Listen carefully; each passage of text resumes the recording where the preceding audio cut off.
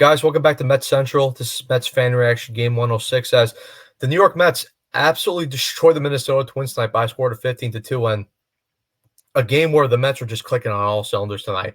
The offense was absolutely great. Everybody that came to the plate tonight for the Mets was able to record a hit, and the starting pitching and relief pitching was very good tonight. We got 6 strong innings from Jose Quintana, and Jose Buda was the only pitcher tonight to come out of the Mets bullpen, and he gave you 3 strong innings to end off the game. But yeah, I mean, look, especially after coming off the last 2 games of the Braves series where the Mets struggled offensively and they got some shaky pitching from the starting rotation and the bullpen. It was just nice, to see the Mets, destroy the Twins, like I mentioned, because listen, we're all Met fans here, and we all know that the Mets never like to make things easy. Sorry. And they always make us bite our nails. But tonight it was just nice to be able to sit back, relax, and just watch the Mets kick the shit out of the Braves tonight. But yeah, before I actually get into the game recap, make sure you guys leave a like and subscribe on the channel. We love to feed you guys content on the channel, and with every like and subscription that we get, we just really appreciate it. And yeah, look, we want to be able to continue to feed you guys content here on the channel. So yeah, let's get into the actual game recap. Like I mentioned before, Jose Quintana was on the mound for the Mets today, and Simeon Woods Richardson would be on the mound for the Minnesota Twins.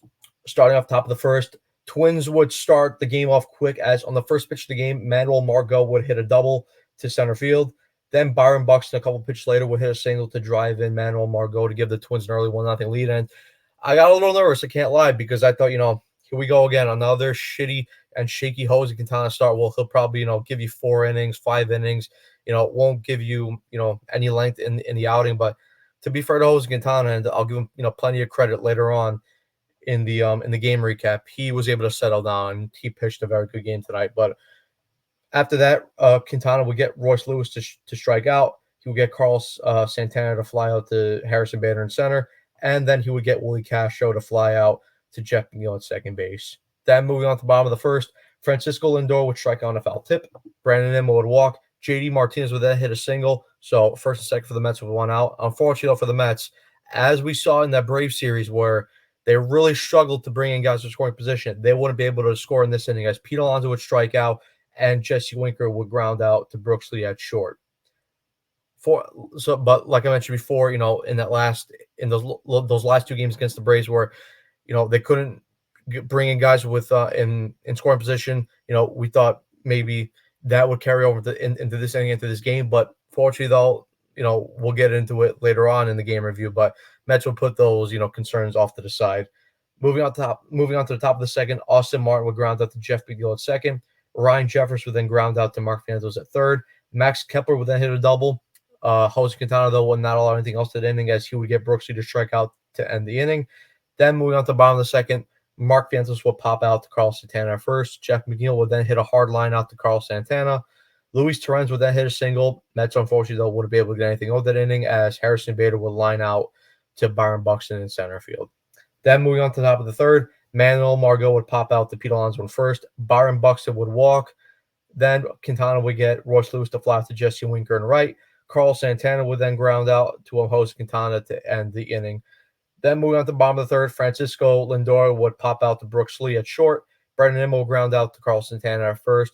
And then JD Martinez would ground out to Brooks Lee to end the inning. So far to the first 3 innings, Simeon Woods Richardson would have a nice, easy day so far to the first 3 innings. And we thought, like I said before, here we go again. Mets offensive struggles continue into this series. But like I mentioned before, we'll get into it, because the next inning, the Mets would explode for runs. Then moving on top of the fourth, Willie Castro would ground out to Jose Quintana. Austin Martin would then ground out to Jose Quintana. He'd throw the ball over to first to Pete Alonso to record the out. And then Ryan Jeffers would line it to Jose Quintana. So all 3 outs in that inning going to Jose Quintana. So he would have a very busy inning right there. Then bottom of the fourth, like I mentioned, this is where the Mets exploded. Pete Alonso would hit a homer to tie the game up. So nice to see Pete get a home run right there. Then Jesse Winker would walk. Mark Fantos would hit a double. So Jesse Winker over to third. Mark Fantos would walk into second base safely. Then Jeff McNeil, who had a shaky game against the Braves yesterday, he would get back right into form, as he'd hit a single to make it 2-1. Luis Torrens would then hit another single to make it 3-1 Mets. Harrison Bader would then walk this up, the bases loaded. Francisco Lindor would then hit a single to make it 4-1. Brandon Nimmo would then hit a sacrifice fly to make it 5-1. Cole Woods, the Minnesota Twins would actually make a pitching change here as Cole Sands would come in to replace Simeon Woods Richardson. As this inning was reminded me a lot of the David Peterson fourth inning yes against the Braves, where cruised through the first 3 innings and then had that shaky fourth inning. Although I will say this though, this one was a lot worse though for Simeon Woods Richardson. He just didn't have his stuff in the fourth inning, and the Mets just figured him out. But continuing on that inning, JD Martinez would hit a sacrifice fly to make it 6-1. Lindor would steal second, and Pete Alonso would strike out to end the inning. Then moving on to the top of the fifth, Max Kepler would strike out. Brooks Lee would then ground out to Jeff McNeil at second, and Manuel Margot would fly out to Jesse Winker at right to end the inning. Then bottom of the fifth, Jesse Winker would hit a single, his first hit as a New York Met. So big up to Jesse Winker right there. Mark Fiennes would then hit a ground out. Twins weren't able to ground double play as Jesse Winker would make it to second base. Mark Fiennes though was thrown out at first base. Then Jeff McNeil would hit a fly out to Max Kepler in right, and Luis Torrens would ground out to Brooks Lee at shortstop to end the inning. Then top of the sixth, a defensive substitution for the Mets. Tyrone Taylor would come in to replace Jesse Winker, and there was nothing concerning at all. Carlos Mendoza, after the game, was asked about it, and there was no injury concern for Jesse Winker there. He just mentioned that Jesse Winker hasn't played the outfield in I think a month in 30 days, so they just wanted to give him a couple reps in right field, and then take him out just to get used to the position again. But top of the sixth, Byron Buxton would hit a single to Brandon Nimmo on left. Royce Lewis would strike out. Carlson Santana would then hit a single, so first and second for the Twins with one out. But Quintana would bulk down as he'd get Willie Castro to line out to Brandon Nimmo at second base, and then he would get Austin Martin to strike out on a foul tip to end his day. And like I mentioned before, Jose Quintana was very good tonight, very effective, gave you a strong 6 innings. I mean, his final line tonight, like I said, 6 innings, 5 hits, 1 run. It was 1 earned run, 1 walk, 5 Ks, 0 home runs allowed. It brought his season ERA down to 3.89, and his curveball today was very effective. I saw today on the broadcast that out of all his pitches, he used the curveball the most, 49% actually, and out of the 18 outs, he did record 11 of them were on the curveball. So, yeah, Quintana today was just really good. Then moving on to the bottom of the sixth, Josh Stalmont will come in to replace Cole Sands. Harrison Bader would start off the inning with a single. Francisco Lindor would then walk. So first, second for the Mets there. Then Brendan Nimmo would hit a single to make it 7-1 Mets. JD Martinez would then ground into a force out to make it 8-1. Pete Alonso would then walk. Tyrone Taylor would then hit a single. Mark Fiennes would then walk, which would force him to run there to make it 9-1 Mets. Steven Okert would replace Josh Stalmont. Then Jeff McNeil hit a sac fly to make it 10-1 Mets. Luis Torrens would then walk. Harrison Bader would be hit by a pitch. It was base loaded at that point, so it would drive in another run for the Mets. So 11-1 at that point. But it hit Bader on the foot, and thankfully he was okay. This was his first start today in 5 games. After he came back from that rolled ankle injury, but thankfully he was fine and he was able to continue on in the game. Then Francisco Lindor would strike out to the end inning. Then top of the seventh, Jose Buda will come in to replace Jose Quintana. At that point, I was kind of a little confused because I thought you're up big at that point. Why bring Jose Buda? Just bringing someone else to eat those last 3 innings. But Mendy did mention after the game that that they were trying to keep Jose Buda stretched out because depending on whether the Mets add a starter tomorrow or another reliever, Jose Buda might have to be put back in the rotation. Like we mentioned before on the last podcast, with the Senga injury and Christian Scott also injured as well. So, but yeah, to start top of the seventh, Ryan Jefferson would actually hit a deep fly ball to right field, and it would have been a home run. But Tyrone Taylor, who came in to replace Jesse Winker in right field, he made an absolute great play as he would have robbed Ryan Jefferson of a home run. Max Kepler would then walk. Brooks Lee would fly out to Harrison Bader and center field. Manuel Margot would then hit a single. Nothing on though for the Twins as Buda would get Trevor Larnach to ground out. he would ground out to Jose Budo, and Budo would throw the ball to first base to get the last out of the inning. Then bottom of the seventh, sorry. Brandon Nimmo would fly out to left field. Ben Gamel would then hit a single. Pete Alonso would then hit a double to drive in a run. So that would be 12-1 Mets at that point. Tyrone Taylor would then hit a single. Mark Fianza would strike out. Jeff McNeil would then hit a double. So strong game for Jeff tonight. That would make it 13-1 Mets with that double. Then Matt Wallner would come in to replace Brock Stewart for the pitching. And I believe that was one of the position players at that point. So at that point, the Twins just gave up. Luis Torrens would then hit a double to make it 15-1 Mets, and Harrison Bader would fly out to Austin Martin center at the end of the inning. Then top of the eighth, Ben Gamel would remain in the game as he came in for JD Martinez.